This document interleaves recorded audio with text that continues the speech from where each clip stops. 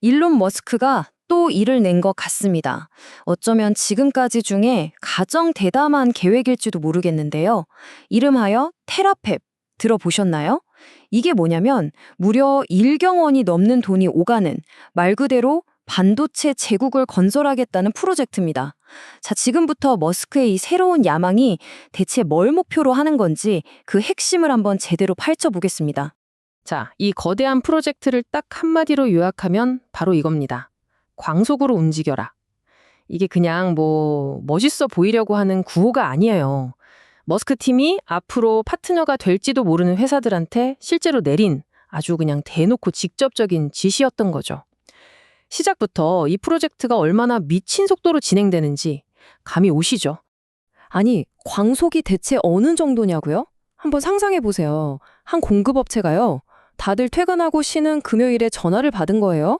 근데 주말 지나고 바로 다음 월요일까지 견적서를 내달라는 겁니다. 이게 말이 되나요? 수십 년 동안 이어져 온 반도체 업계의 룰 같은 건 그냥 가볍게 무시해버리는 딱 머스크 스타일이죠. 자, 그럼 이렇게까지 서두르는 데는 다 이유가 있겠죠? 도대체 뭘 만들려고 이러는 걸까요? 바로 이 테라펩이라는 비전, 그 실체가 뭔지 한번 들여다보겠습니다. 이 테라펩의 정체는 아주 간단히 말해서 현재 TSMC나 삼성전자 같은 몇몇 절대 강자들이 꽉 쥐고 있는 이 반도체 시장에서 나 홀로 서겠다, 이거예요. 그냥 칩을 사다 쓰는 수준이 아니라 아예 생산 라인 자체를 그것도 어마어마한 규모로 직접 만들어서 모든 걸 통제하겠다는 겁니다. 거의 반도체 독립선언 같은 거죠. 자, 여기 보이는 이 숫자 1테라와트. 바로 이게 이 계획의 핵심이면서 솔직히 가장 비현실적으로 들리는 부분이기도 합니다. 1테라와트. 감이 잘 안 오시죠?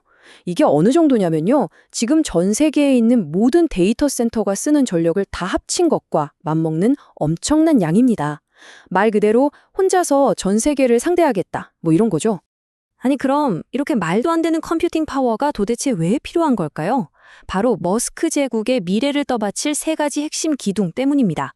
우선 자신이 만든 인공지능이죠. XAI의 두뇌로 쓰일 거고요. 그리고 휴머노이드 로봇 군단을 움직이는 데도 필요하죠.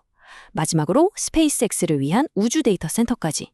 결국 AI, 로봇, 우주 이 세 가지 미래 비전의 심장을 남의 손에 맡기지 않고 직접 만들겠다. 바로 이겁니다.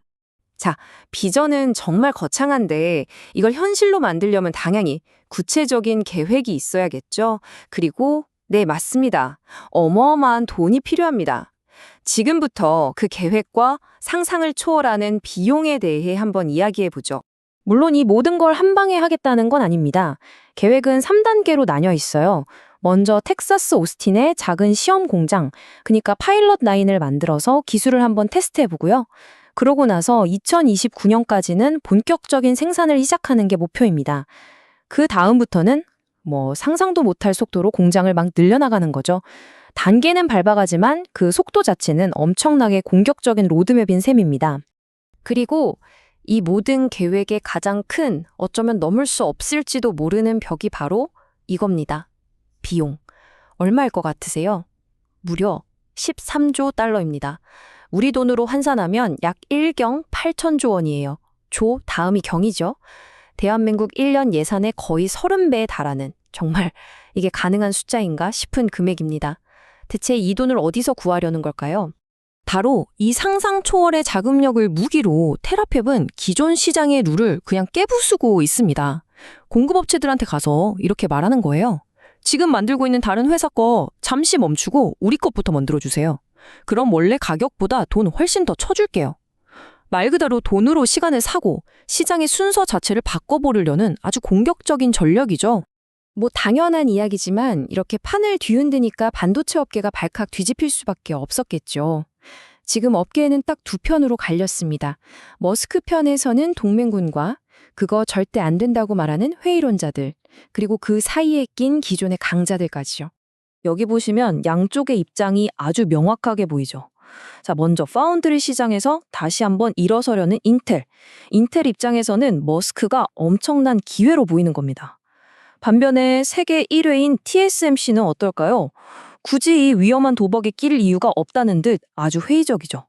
그리고 삼성전자는 이 거대한 판에 완전히 뛰어들기보다는 일단 지금 있는 공장 일부를 빌려주는 정도로 거리를 두면서 신중하게 지켜보는 스탠스입니다. 이런 회의적인 시각의 핵심은 바로 이 한마디에 다 담겨 있습니다. 세계 1위 TSMC의 CEO가 아주 단호하게 말했죠. 새 공장 짓는데 2에서 3년, 그리고 생산량 끌어올리는데 또 1, 2년이 걸립니다. 지름길 같은 건 없어요. 라고요. 머스크의 광속 전략을 업계 최고 전문가가 정면으로 반박해버린 겁니다. 하지만 이런 경고, 머스크 팀은 신경도 안 씁니다. 이미 발빠르게 움직이고 있거든요. 반도체 장비 시장의 거물들이죠. 어플라이드 머테리얼즈나 램리서치 같은 회사들은 물론이고요. 칩에 회로를 새기는 포토마스크, 정밀하게 깎아내는 식각 장비, 테스트 장비 업체들까지, 그러니까 칩 생산에 필요한 A부터 Z까지 공급망의 가장 밑단부터 샅샅이 접촉하면서 판을 짜고 있는 겁니다. 자, 결국 우리는 이 질문 앞에 서게 됩니다. 이 테라페 프로젝트, 과연 세상을 또 한 번 바꿀 천재적인 혁신일까요? 아니면 천하의 일론 머스크조차도 이룰 수 없는 그저 불가능한 꿈에 불과할까요? 지금까지 나온 이야기들을 정리해보면 결국 이건 두 거대한 힘의 충돌 같아요. 한쪽에는 스페이스X와 테슬라를 성공시키면서 불가능은 없다는 걸 보여준 머스크의 과거가 있죠. 믿음이 가게 만드는 강력한 증거입니다.